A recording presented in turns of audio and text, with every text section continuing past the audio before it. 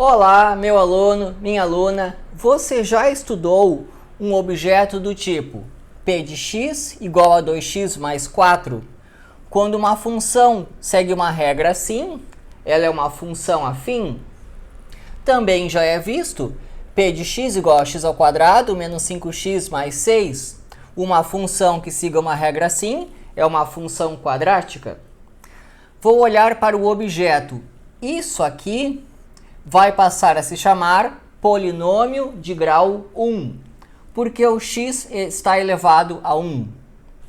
Isso aqui, cujo termo pode ser entendido assim, isso aqui se chama um polinômio de grau 2, porque aparece um x elevado a 2. A ideia agora é a de generalizar. Um polinômio de grau 1, um polinômio de grau 2, um polinômio de grau 3. Por exemplo, 4x ao cubo mais x ao quadrado menos raiz de 2x mais 1 é um exemplo de polinômio de grau 3. Vai ter o polinômio de grau 4, em que vai aparecer o termo x elevado à quarta. Por exemplo, 1 mais i x elevado à quarta mais 1,2. Então, estamos numa matéria que vem a englobar aquilo que já conhecíamos e agora as suas generalizações. As observações. Se eu digo que isso aqui é um polinômio de grau 3, eu preciso que o A3 seja diferente de zero. Porque se o A3 for igual a zero, vai sumir o termo com o x ao cubo. E é justamente ele que me interessa. Aqui, ó, se eu disser que isso aqui é um polinômio de grau 4, é porque o A4 é diferente de zero. Porque se o A4 for igual a zero, some isso, e era justamente o x elevado à quarta que fazia com que eu tivesse um polinômio de grau 4. O grau de um polinômio, você vai fazer assim, ó, x elevado a 2, x elevado a 1, aqui é A0, x elevado a 0. Aparecem os expoentes 2, 1 e 0. Você procura o maior deles. Isso aqui é um polinômio de grau 2, porque o x ao quadrado, então aqui o maior está ali em cima, e o A2 é diferente de 0. Também existe o polinômio de grau 0. Por exemplo, p de x igual a 3. Só um número, só um A0. É que A0 eu posso entender como sendo A0 vezes x elevado a 0. X elevado a 0, grau 0. Existe um grande detalhe, que esse A0 tem que ser diferente de 0. Então eu posso colocar aqui qualquer número, só não vale o 0. Tá, e se for o 0? Depois eu comento. Então, por enquanto, é assim. Vamos tentar entender a generalização. P de x igual a n, x elevado a n, mais a n menos 1, x elevado a n menos 1, mais um monte de coisas, a1x mais a 0. Eu quero definir isso aqui como sendo o meu polinômio. Primeiro, alguns detalhes. Vamos olhar para esse aqui mesmo. 4, 3, 2, 1, 0. 3, 2, 1 e 0. Os expoentes aqui são todos números naturais. Primeira observação, aqui em cima só números naturais. Segunda observação, 4, 1, menos raiz de 2, 1, 1 mais i, 1,2. Tudo isso que eu falei são coeficientes. Coeficiente é um número que multiplica o x. O 4 está multiplicando o x ao cubo, então 4 é um coeficiente. Menos raiz de 2 também é coeficiente. 1 está multiplicando o x elevado a 0, também é coeficiente. Note que todos os coeficientes são números complexos. Primeira observação, o expoente é um número natural. Segunda observação, os coeficientes são números complexos. Terceira observação, se eu disser que isso aqui é um polinômio de grau 4, é porque o A4 é diferente de 0. 3 observações. Vamos ler uma frase e entendê-la. Primeiro, só a leitura. Dados um número natural n e os coeficientes, que são números complexos, com o AN diferente de zero, o polinômio P de grau N na variável x, que é um número complexo, é este objeto aqui. Ou seja, o que é um polinômio? É uma expressão desse tipo, mas tem vários detalhes. Primeiro detalhe, o n é um número natural. 4, 3, 2, 1 e 0. n-1, 1, 0. O expoente é um número natural. Os coeficientes são números complexos. O A0, o A1, o AN-1, o AN. Que é isso aqui, né? 1 e 2, 1 mais i, 4. Os coeficientes são números complexos. Se eu estou falando que é um polinômio de grau n, é porque o AN é diferente de zero. Se eu estou falando que é de grau 4, é porque o A4 é diferente de zero. Então, se isso aqui é de grau n, é porque esse AN aqui é diferente de zero. E tem mais uma coisa aqui. Na variável x, que é um número complexo. Isso é para dizer que no lugar do x, eu posso colocar o número complexo que eu quiser. Aí está. Você já sabe o que é um polinômio. É uma expressão assim, em que o n é um número natural. Se isso aqui é um polinômio de grau n, o AN é diferente de zero. E cada coeficiente aqui pode ser um número complexo. Além disso, no lugar do x, eu posso substituir o número complexo que eu quiser. Uma função cuja regra seja dada por uma expressão desse tipo se chama função polinomial. Então, a matéria função polinomial engloba a função afim e a função quadrática. Continuando nessa linha de funções, se eu te der a função que sai de x² menos 5x mais 6 e pedir qual é a raiz da função, para encontrar a raiz de uma função, igualamos a zero. Para encontrar as raízes de x² menos 5x mais 6, que é uma função, eu igualo a zero. x² menos 5x mais 6 igual a zero. Para fazer essa conta, você utiliza a fórmula quadrática, aquela já bem conhecida. X igual a menos b mais ou menos a raiz de delta sobre 2a. Para encontrar as raízes de uma função que venha de um polinômio de grau 2, eu utilizo aquela fórmula que no Brasil se chama fórmula de Bhaskara. Uma pergunta bem razoável é: e se for uma cúbica? Será que existe uma fórmula para encontrar a raiz de uma equação cúbica? A resposta é sim. É a fórmula de Tartaglia-Cardano, que eu mostro aqui. Então, aqui já temos um primeiro exemplo de que essa matéria é bem interessante. Eu vou mostrar para vocês, numa aula em específico, como encontrar as raízes de uma cúbica. Então, isso existe, tá? É a fórmula de Tartaglia-Cardano.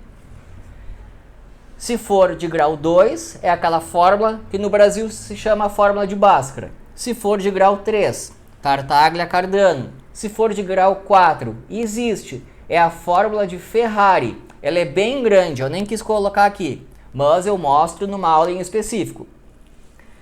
De graus 2, 3 e 4. E será que existem fórmulas em que eu substitua os valores e encontre as raízes para um polinômio de grau 5, 6, 7 e por aí vai? A resposta é não. Existe o famoso teorema de Galois, que diz: para encontrar as soluções de um polinômio de grau 5 ou mais igualado a zero, não existe uma fórmula finita e fechada como essa aqui, por exemplo, ou como aquela fórmula quadrática. Então, o teorema de Galois, esse é bem difícil, tá? Isso aqui se vê num curso inteiro no mestrado. Isso não tem como eu mostrar para vocês. Mas isso aqui dá para mostrar. A fórmula de Ferrari, que é para de grau 4, dá para mostrar. O que já dá um bom incentivo para para estudar a matéria polinômios. Ver como é que as coisas se generalizam. Então aí, detalhes históricos bem interessantes. Já sabemos o que é um polinômio. Já sabemos que essa matéria vem a generalizar o estudo de função afim, de função quadrática. Agora, exemplos que não são polinômios. Vou pegar uma expressão que é muito parecida com isso, só que não vai ser polinômios. Olha só, não são polinômios. P de x igual a x elevado a 2,4 menos 3x mais 8. O formato é bem parecido, né? Mas por que não é um polinômio? Porque não vale ser 2,4 aqui em cima. Esse n é um número natural. Não pode ser 2,4. Não é um polinômio. P de x igual a raiz de x mais 1. Raiz de x é a mesma coisa que x elevado a 1 meio. E 1 meio não é um número natural. Então, isso aqui não é um polinômio. P de x igual a x elevado a menos 4 mais 5x. Não pode ter esse menos aqui. Para ser polinômio, o n que está ali em cima é um número natural. Isso não é um polinômio. P de x igual a 1 sobre 2x na quinta mais 1. Também não é um polinômio. Aqui um cuidado, ó. Se fosse só 2x na quinta mais 1, isso é um polinômio de grau 5. Mas agora 1 sobre ele não vale, tá? Isso aqui, tudo isso aqui não é um polinômio. O polinômio ele tem que ser assim, ó, ele não pode estar embaixo de nada. Ele não pode estar embaixo, ele tem que ser só o objeto. 4 exemplos que não são polinômios. Alguns detalhes. Aqui eu peguei um polinômio, o A0 é o menos 12. Esse número se chama termo independente. Quando você pega um polinômio e encontra aquele número que está sozinho, não tem x com ele, ele se chama termo independente. É porque ele é o menos 12, x elevado a 0. É como se não tivesse o x. Termo independente. O A1 é 1, o A2 é 3 e o A3 é 2. Esse aqui se chama coeficiente dominante. O que é o coeficiente dominante? Você vai procurar onde é que está o maior expoente, x ao cubo. Então, isso aqui é um polinômio de grau 3. O 2 é o coeficiente dominante. O coeficiente dominante é o coeficiente que acompanha aqui o pedacinho que tem o maior expoente. Coeficiente dominante, termo independente. 2x ao cubo, 3x ao quadrado, x menos 12. Cada pedacinho se chama termo do polinômio. Isso aqui é um termo do polinômio, um termo do polinômio, termo do polinômio, termo do polinômio. Voltando lá em cima. Quando eu falei do p de x igual a 0, um polinômio de grau 0, eu disse que o A0 é diferente de 0. Agora está na hora de ver quando o A0 for igual a 0.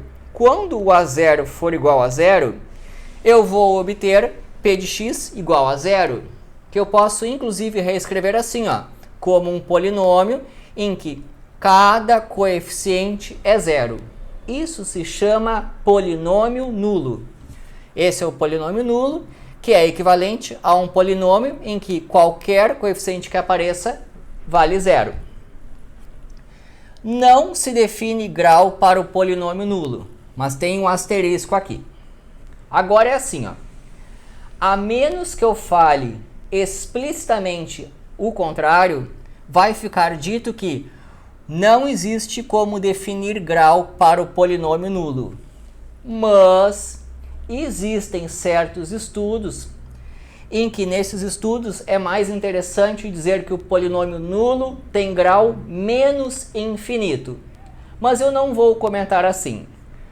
Resumindo, polinômio de grau nulo, não se define grau para ele, a menos que eu fale explicitamente algo diferente, que será dizer que ele tem grau menos infinito. Mas por enquanto só fica com essa ideia, de que ele não tem grau, não se define grau para o polinômio nulo. Já sabemos o que é um polinômio, Já vimos que ele vai envolver o processo de encontrar raízes de uma maneira mais generalizada. Para fechar, aplicações. Aqui eu trouxe um gráfico que eu peguei da Bolsa de Valores. Aparece uma curva que oscila bastante e que tem pontas. Essa curva não me interessa.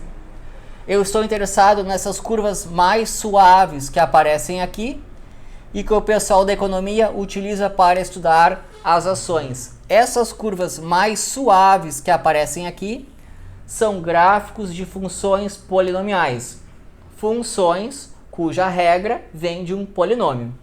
Então, a matéria polinômio vai estar envolvida no estudo de gráficos da Bolsa de Valores. Por exemplo, próximo exemplo.